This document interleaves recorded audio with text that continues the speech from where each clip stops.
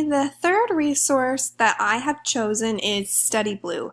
This resource is a lot like Quizlet. It's just the one that I happened to use when I was in school.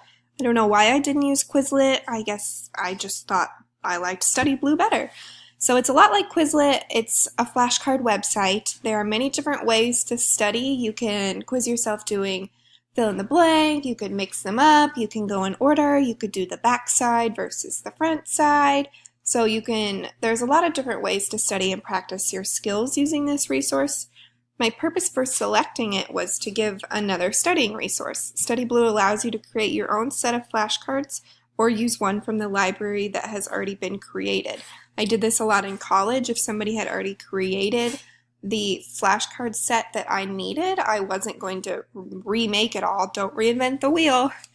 So the audience would be coworkers or other teachers is who I would share this with, but it could also be shared with college students or your students because they can practice math facts on it. A lot of students have iPads now or tablets. This can be an app on an iPad or a tablet and they can take it on the go with them, study their math facts at home, study their spelling words at home through it. There's a lot of different ways you can use this resource. The ISTE standards that I chose were 2A, design or adapt relevant learning experiences that incorporate digital tools and resources to promote student learning and creativity, and 2C, customize and personalize learning activities to address students' diverse learning styles, working strategies, and abilities using digital tools and resources. And the how to use this is I come onto StudyBlue. This is the home. So if I click this home button, you come, and I've already logged in. I logged in through my Fort Hays Fort Hays email. I have a personal one too, but it's all classes from college, so I figured this would be just as fine.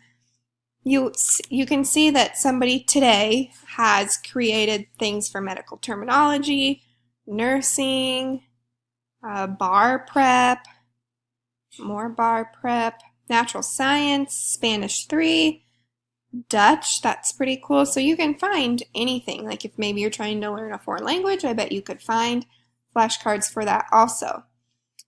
Additionally, for students trying to learn multiplication facts, I searched multiplication facts and I found this one. And so you can just start. So say I want to flip cards, everything, and let's make them random. But you see you can do them in order, randomly, the least ones that you've studied, or what are the hardest to the easiest. After you go through this around, it will see how many you got wrong and see how many you got right, and it'll rank them which ones were hard for you. And then, like I said earlier, you can do front side or back side first. So let's say study now. So I would do 8 times 7, 56, and then I'm hitting the space bar right now. You can see this keyboard. To flip it, space bar, right, you can hit the right arrow, or wrong would be the left arrow, and to skip is doing up and down. Okay, so I got it right. I'm hitting the right arrow. 5 times 8, say 40. Here I'm flipping it right here. Flipping it, I got it right. So you would go through the whole deck. 2 times 6, 12. I say it before I flip it, and then I'm hitting the right arrow. But say I got this one wrong. Say I did 2 times 9 is 16. Flip it over, I got it wrong. That'd be 18. So I'm hitting the left arrow. Okay, so let's say I'm finished studying. It generated this really awesome report for me. I studied 4, I got 3 right and 1 wrong. So the more you study, it'll mark your progress, and then eventually you'll be all the way up at the top. You can study the whole deck again, or you can just study the ones that you got wrong.